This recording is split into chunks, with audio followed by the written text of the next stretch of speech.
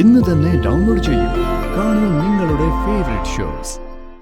താമസിക്കുന്ന സ്ഥലം കൃത്യമായിട്ടറിഞ്ഞു.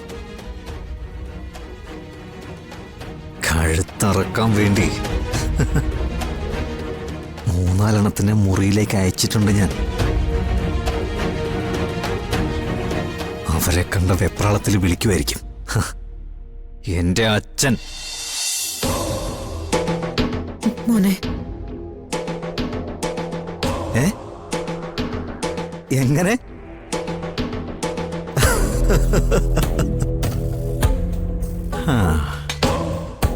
മോനെ, ഈ സമയത്തെങ്കിലും നീ ഒരല്പം വിവേകം കാണിക്ക. ചെയ്തു പോയതൊക്കെ തെറ്റാണെന്ന് നീ തിരിച്ചറിയ.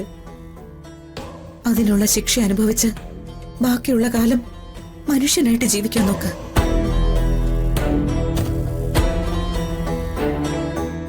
ഉപദേശത്തിന് നന്ദിയുണ്ട്. പക്ഷെ അങ്ങനെ ഒരു നല്ല ജീവിതം എനിക്ക് വേണ്ടെങ്കിലോ? ഇവളുണ്ടല്ലോ നിത്യ, 6 വർഷക്കാലം ഞാൻ ഓർമ്മയില്ലാതെ കിടന്നെങ്കിലും ആ ഓർമ്മയിൽ നിന്ന് എന്നെ തിരിച്ചു കൊണ്ടുവന്നത് ഇവളും ഇവളുടെ രൂപമാ. പക്ഷെ ഞാൻ തിരിച്ചു വന്നപ്പോഴേക്കും ഇവള് ഒരുപാട് ദൂരെ അങ്ങ് പോയി.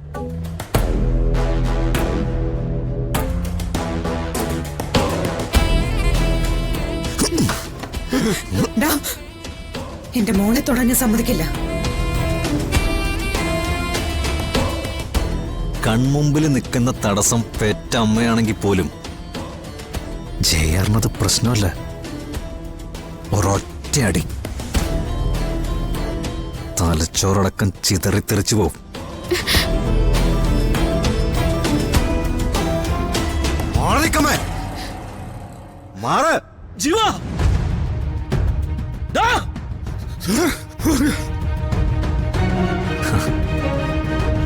നമസ്കാരം ചെറിയച്ച. ഇതൊക്കെ കാണാൻ നിങ്ങൾ ഇവിടെ ഉണ്ടായിരുന്നെങ്കിലെന്ന് എന്റെ മനസ്സിലുണ്ടായിരുന്നു. എന്തായാലും അത് നന്നായി. എടാ, ഞാൻ ജീവിച്ചിരിക്കുമ്പോ എന്റെ മോളെ തൊടാമെന്ന് നീ കരുതിയോളാ. സമ്മതിക്കില്ല ഞാൻ. വീട്ടിലെ ഞാൻ പുറത്തേക്ക് പോകണം.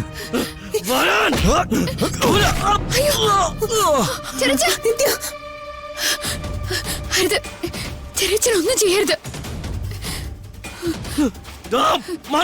ഇവനെ ഞാൻ വേണ്ടെന്ന്.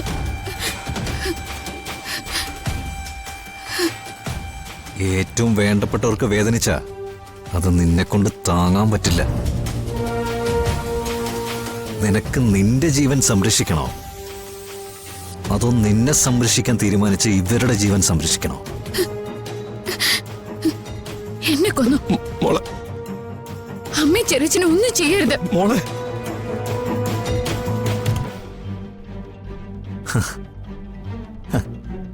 നിന്നെ ഞാൻ അങ്ങനെ വെറുതെ കൊല്ലൊന്നുമില്ല. നിന്നെ കൊന്ന കഥകൾ കേട്ടിട്ട് ഇനി വരുന്ന കുട്ടികൾ പേടിക്കണം. പണ്ട് ചില അമ്മമാര് കുട്ടികൾക്ക് ഭക്ഷണം കൊടുക്കാൻ രാക്ഷസന്മാരുടെ കഥ പറഞ്ഞു കൊടുക്കാറില്ലേ? അങ്ങനെ ഇനിയുള്ള കുട്ടികൾക്ക് അമ്മൂമ്മമാര് ജീവന്റെ കഥ പറഞ്ഞു കൊടുക്കണം. മനസ്സിലായോ?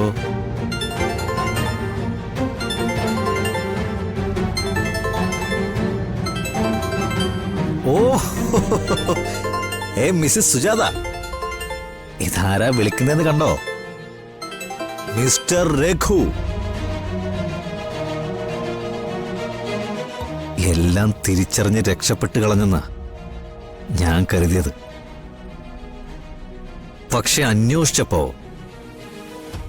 താമസിക്കുന്ന സ്ഥലം കൃത്യമായിട്ടറിഞ്ഞു. കഴുത്തറക്കാൻ വേണ്ടി 3-4 മുറിയിലേക്ക് അയച്ചിട്ടുണ്ട് ഞാൻ. അവരെ കണ്ട വെപ്രാളത്തിൽ വിളിക്കുമായിരിക്കും എന്റെ അച്ഛൻ ചാകുന്നതിന് തൊട്ടു മുമ്പുള്ള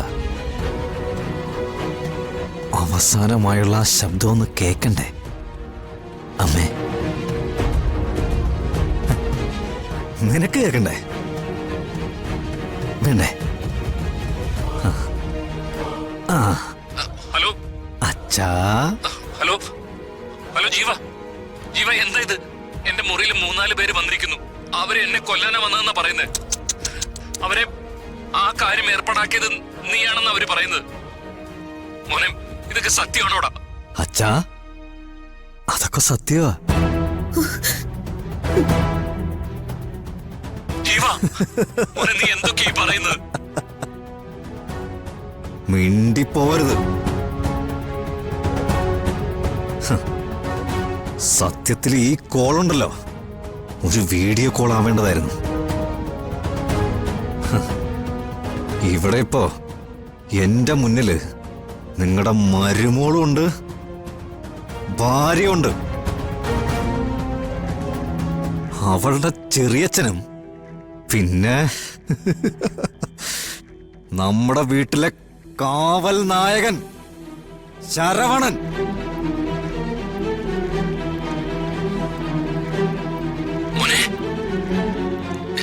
അറിഞ്ഞോ? ജീവ, ജയാറിനെ പേടിച്ച് ഒളിച്ചോടിയതാ മോനെ. പാലക്കാട്ടേക്ക്. പക്ഷെ ഞാൻ പിടിച്ചു. നല്ല സമയമാ.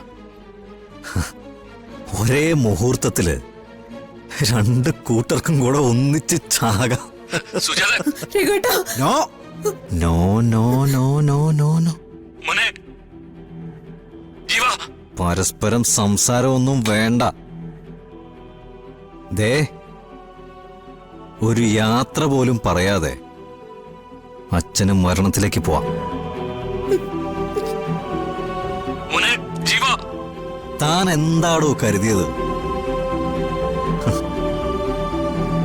എന്റെ കൂടെ നിന്ന് ചതിക്കാനോ? തന്നെ അന്വേഷിച്ച് ശരവണൻ ഓഫീസിലെത്തിയ അതേ ദിവസം തന്റെ നീക്കങ്ങൾ ഞാൻ രഹസ്യമായിട്ട് നോക്കാൻ തുടങ്ങിയതാ.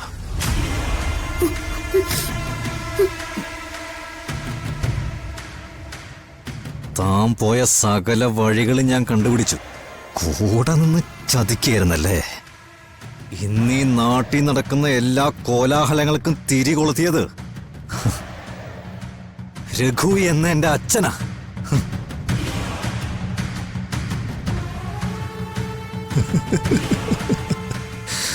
അതുകൊണ്ട് തനിക്കൊരു സുഖമരണം.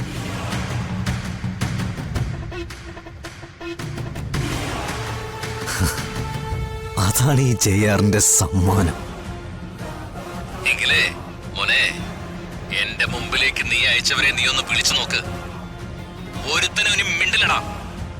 രഘുവിന്റെ കരുത്തും കഴിവൊക്കെ നീ മനസ്സിലാക്കിയിട്ടില്ല. ഞാൻ തിരിച്ചു വരും, നിന്റെ അടുത്തേക്ക് തന്നെ തിരിച്ചു വരും. സുജാതേ, നിത്യേ, നിങ്ങൾ ആരും പേടിക്കണ്ട. മധുര നൊമ്പരക്കാറ്റ്